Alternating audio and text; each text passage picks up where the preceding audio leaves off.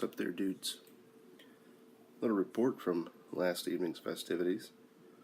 My brother, Chris, and I went to Milwaukee.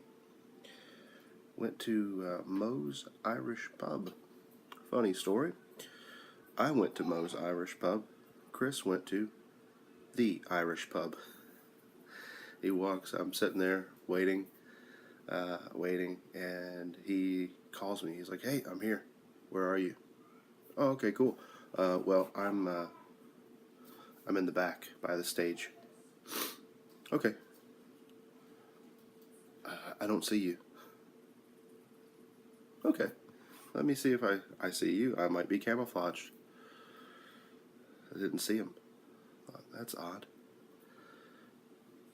He said, What Irish pub are you at?" I said, "I'm at Moe's Irish Pub." He said, "Oh, I'm at the Irish Pub. I'll be there in a minute. Can you send me the address?" Sent it to him. He showed up. Waitress, real nice.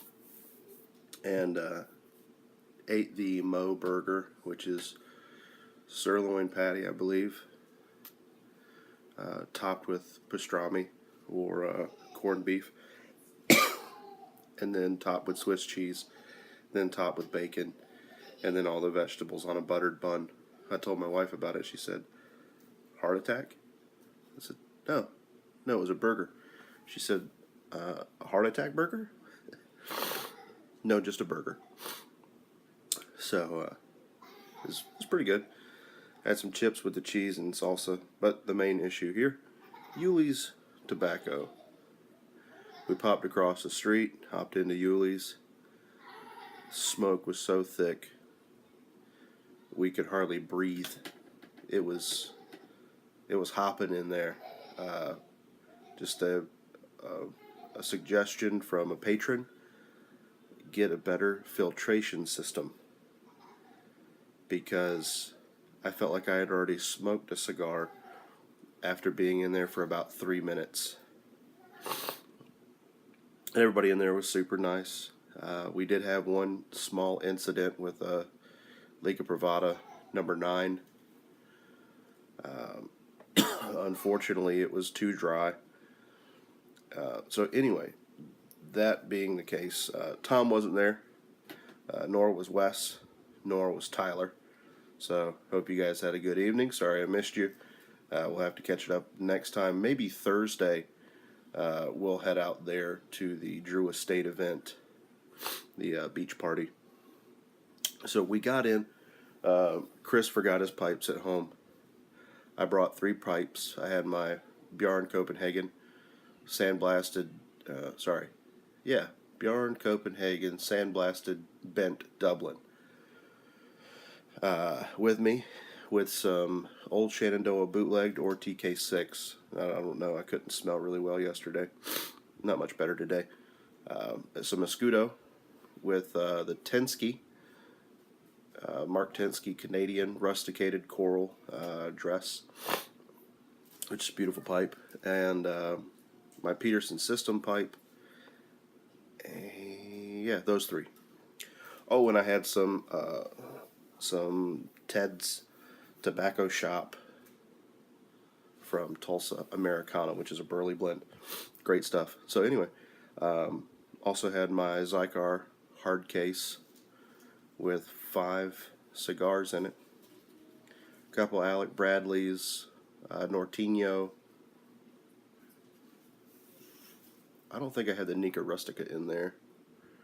The Fume de Amor Illusion, the one that got number 2 or number 3 a couple years ago. I don't know how it got number 2 or number 3. I think it was the same year that Serie V Milanio won, which is complete garbage. Starbucks cup, but not drinking Starbucks coffee. Got some French press, Guatemalan? Yeah. San Sebastian Guatemalan Pete's coffee that I brewed this morning. Side note, a buddy of mine went to San Sebastian for a missions trip So he had coffee there as well from the place. Said it was awesome. Anyway, so I had some cigars with me, had some pipes with me, didn't know what way we were going to take. So I pick out a cigar, just being the kind of guy that I am. I don't like going to B&M's and using their facility and not buying anything. So I bought My Father La Bijou 1922, but it was in a box pressed torpedo, which I haven't had. I've just had the normal Parejo La Bijou 1922, which is a fantastic cigar. I think they nailed it this year as far as cigar aficionado goes. The La Bijou 1922 My Father cigar in Parejo, this is the normal one. The Robusto, not really the Toro, but that, the normal size, normal shape, none of the pyramids or any of that stuff. Man, that is a fantastic cigar. I definitely recommend if you haven't had one of those, definitely go get one of those. So that was pretty good. Anyway, Chris picks out a Liga Privada, but he wants the rat tail or the UT13 or something like that, and the guy didn't have any. So he picked out a number 9. Chris cut it with a Zycar guillotine cutter, and it immediately just went and just shattered the top shoulder. And he kind of looked at it and he thought, oh man, I don't want to say anything, but I'll smoke it, whatever. We'll see what happens. Lights it. I pick mine out, pay for it. They offered the downstairs lounge to us, which I didn't know there was a downstairs lounge. The top was just about full. I think there was 2 chairs open out in the open, but there's no way we'd have been able to smell anything or enjoy ourselves with all the smoke and talking that was going on between the 2 different sides of the store. So they said, you want to go downstairs? Heck yeah. So we hopped on downstairs. Couple of couches, couple chairs, TV, DVD player, movies, couple guitars. Freaking baller. Like, that's what I would love for a setup to be. And so we went down there. We had it to ourselves for about 20 minutes. Well, during that time, I get the Fume d'Amour Illusion going. Lighter goes out, of course, in pipe pastor form. So I switched to a book of matches, Uhle's matches, which worked great. And then his cigar starts to rapidly burn. And he goes, dude, this is dry. I've got that much ash on mine. He's got that much ash, and he only started a few minutes before me. And he was, every time he'd grab it, it went, and the top was starting to fall apart. So he said, man, I don't want to rock the boat or be inconsiderate or rude, but I just need to go tell them so they can make sure that the humidification is working in that cabinet so they don't ruin their product. Nice thing to do. I said, sure, dude, go for it. Hops upstairs, tells the guy, completely understanding, not rude about it at all. Gives him another one. Same thing. I really don't want to. I don't want to seem like I'm being unkind or rude or unappreciative. But this one's really dry too, and it's falling apart already before I even light it. And the guy says, I've never had one not fall apart in my mouth. And Chris goes, I've had these before, and I've never had one to fall apart in my mouth. The guy says, no problem. That one's on me. Keep that one. Let me give you a different one. So it gives him a completely different, I think it was an Antonio? I don't know. But Chris smoked it, said it was really good. So everything all worked out there.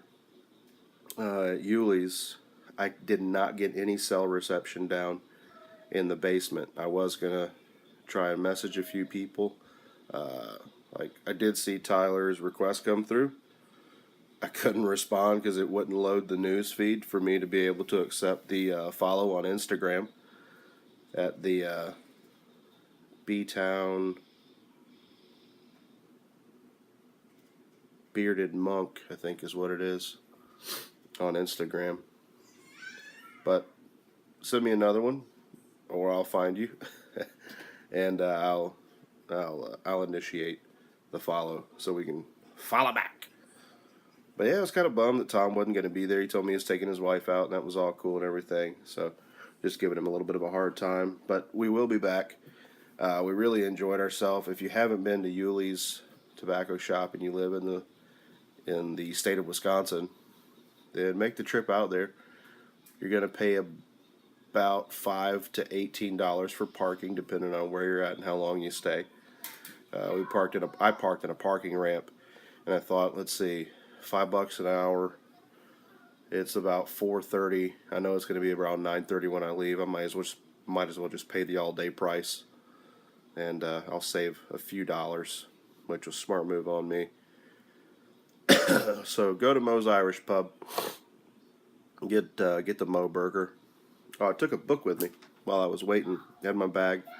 Interesting thing, when you take a book with you to a pub, you look like a very intelligent individual. And the book I was reading, Gumption by Nick Offerman. Relighting the torch of freedom with America's gutsiest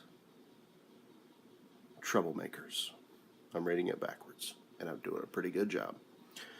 So, varying opinions on gumption on the back here. It says, an impressive achievement in tedium, James Madison. The only aspect of this book that I would sanction is the typeface, Eleanor Roosevelt. Not quite so scurrilous as O'Reilly's latest, by George Washington. On the flowery side, says Mother Nature. And Theodore Roosevelt, or as he says in the book, Colonel, or the Moose. Like any properly spirited American man, I am apeshit about killing animals. Sorry. But I haven't got too far into the book yet. But I was reading it at the pub, and the waitress came over and asked me what I was reading. And I told her about it. So, uh-oh, what happened? You say hi? Hi. What happened? You got hurt? Did you mess up your toe while you were running? Okay, say bye.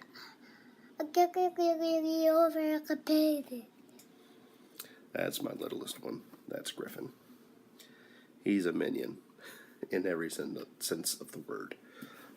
So she asked about the book, and I said, it's awesome. Excuse me. That interruption was from my oldest, who likes to interrupt quite a bit. So, he's got a bunch of people in here that he admires or thinks has taught him a life lesson or something about society, decency, all that kind of stuff. Everything that is in there that he says has made me think one way or the other. It has enlightened me on quite a few things. Very well written, very easy to read. There is some coarse language scattered throughout, but nothing tremendously violent. But had a good evening. It all went well. Hopefully we'll go back to Uhle's on Thursday for the Drew Estate party, and we'll be able to partake in some more conviviality and libations. Until then, have a great weekend, folks.